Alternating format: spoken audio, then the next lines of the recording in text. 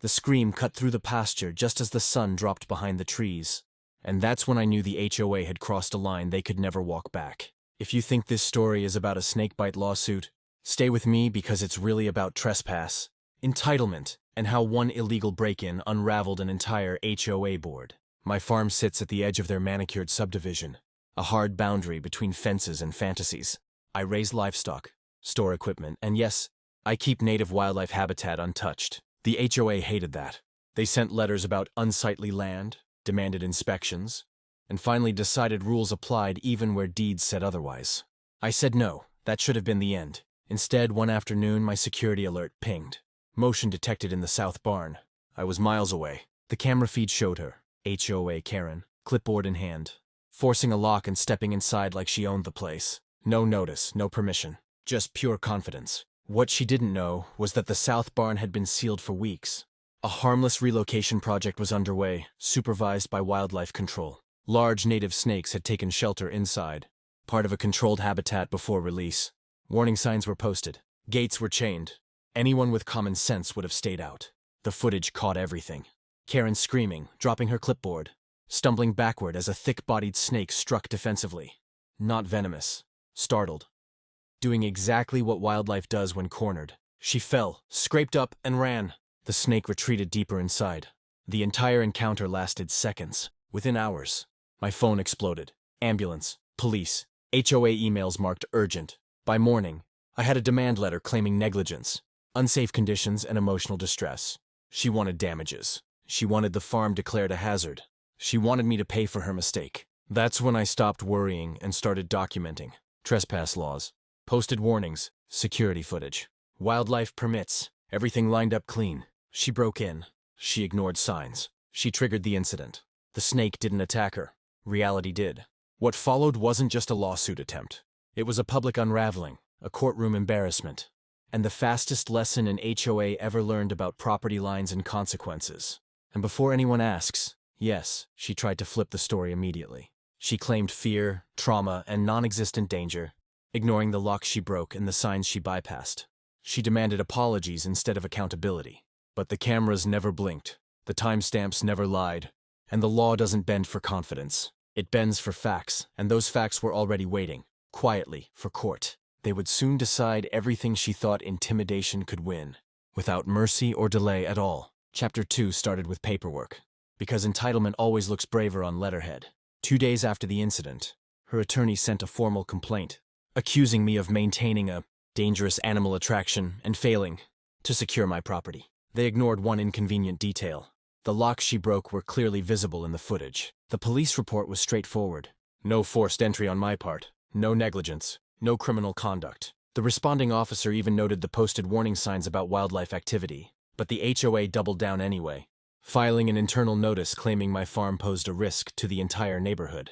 They demanded inspections, fines, and immediate removal of hazardous creatures. That's when I invited professionals into the conversation. Wildlife control confirmed the snake species was non-venomous, native, and legally protected. Agricultural inspectors confirmed my permits were current. My attorney requested discovery, specifically the HOA's authorization for entry. That's where things got quiet. Emails surfaced showing Karen acted alone. No vote, no notice, no authority. She had decided to check things herself after residents complained about snakes they'd never seen. Her confidence became liability the moment it was documented. Meanwhile, her story evolved. First, she said the snake chased her. Then it lunged repeatedly. Then it wrapped around her leg, which the video clearly disproved. Each retelling drifted further from reality.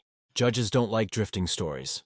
They like consistency. The HOA tried distancing themselves, claiming she wasn't acting in an official capacity. That didn't help. If she wasn't authorized, she was trespassing. If she was authorized, they were liable. Either way, they were stuck. Depositions were scheduled. Karen arrived with a neck brace and dramatic pauses. The video played on a loop. Every time it rolled, her testimony unraveled. She couldn't explain why she ignored posted warnings. She couldn't explain the broken lock. She couldn't explain why she never called me. When asked if she understood farms contain wildlife, she answered, "Not like that." The court reporter paused.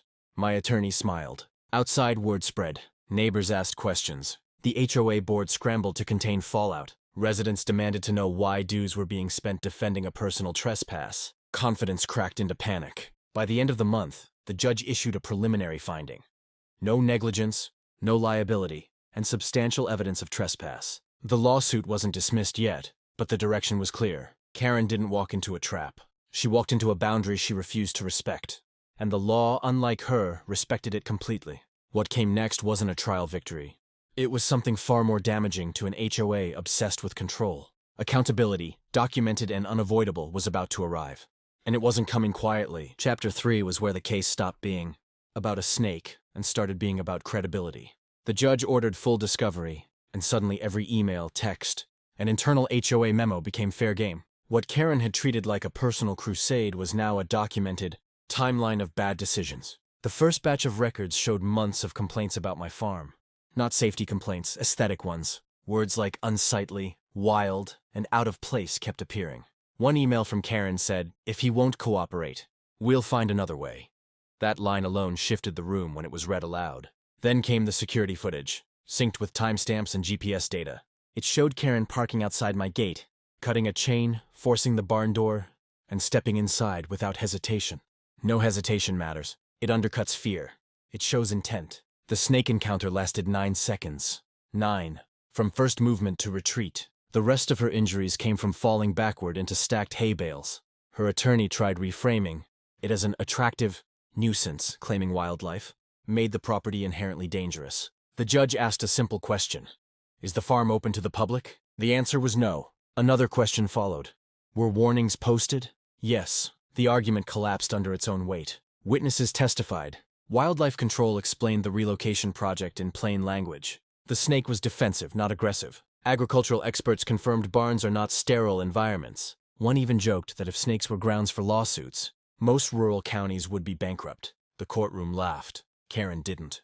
The HOA board members took the stand next. One by one, they distanced themselves. She acted independently. We didn't authorize entry. We assumed she had permission. Those statements contradicted earlier emails, suggesting tacit approval. My attorney highlighted the inconsistencies gently, letting silence do the damage. Then came the turning point. The judge asked Karen why she didn't call law enforcement, animal control, or the property owner before entering. She answered, "I didn't think I had to."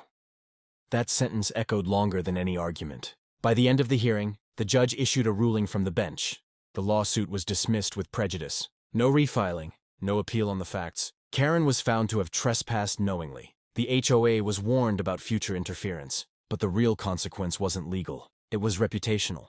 The ruling spread fast. Residents saw transcripts. Confidence evaporated. Control slipped. And the board realized too late that power, exercised without authority, doesn't protect you. It exposes you. Publicly, permanently, and without mercy. Chapter 4 began after the gavel fell. When consequences stopped being theoretical and started showing up on bank statements. The court dismissal hit the HOA like a dropped plate. Sudden, loud, and impossible to ignore. Legal fees piled up fast, and residents wanted answers they weren't getting. The board held an emergency meeting, this time without Karen. Minutes later, another email leaked. This one discussed damage control and minimizing exposure. What it didn't include was accountability. That omission became the next problem. Residents requested financial disclosures. They discovered thousands spent on a lawsuit everyone now knew was doomed. From the start, special assessments were proposed to cover costs. That's when anger replaced embarrassment. Homeowners who'd never cared about my farm suddenly cared a lot about where their money went. Karen tried salvaging her image. She posted online about trauma and unsafe rural practices. Comments didn't go her way. People asked why she broke a lock, why she ignored warning signs, why she didn't call authorities. Silence followed. Then came the countersuit. Trespass, property damage, legal costs. Not aggressive, just precise. My attorney filed it calmly, supported by video, police reports, and the court's own findings. The message was simple. Boundaries matter.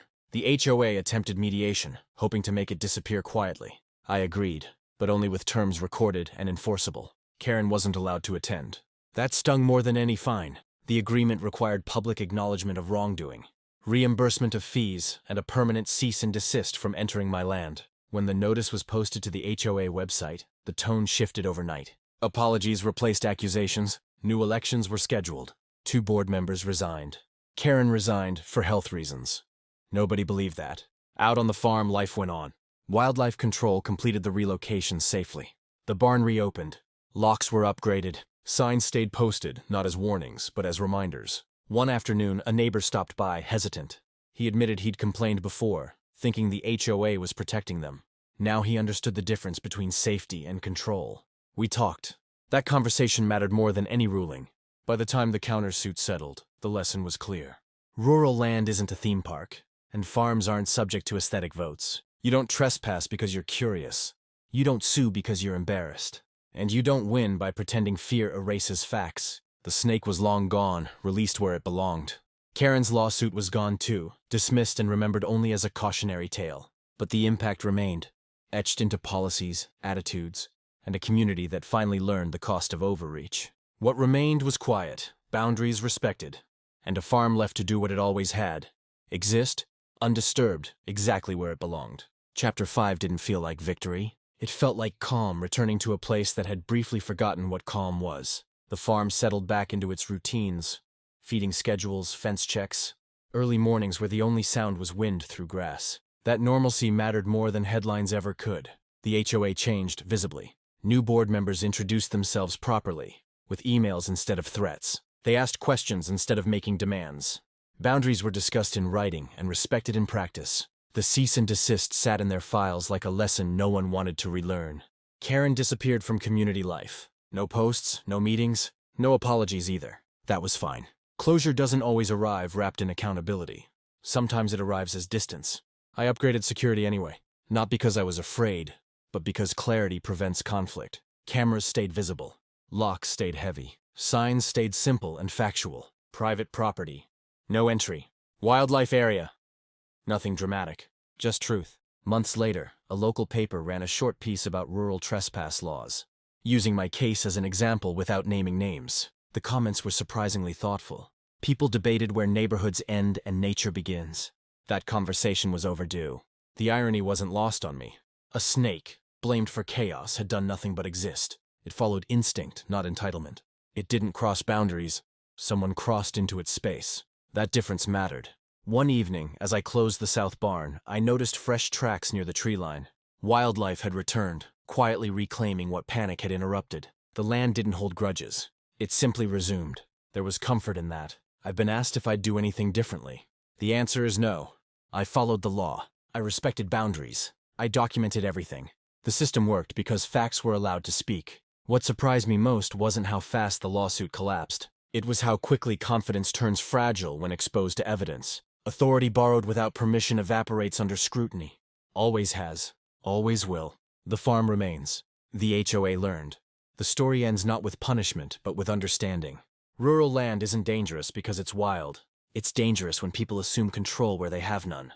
As the sun sets now, there are no screams, no sirens, no emails marked urgent. Just quiet, earned the long way. And that's how I know this chapter is finished. Not because someone lost, but because boundaries finally held.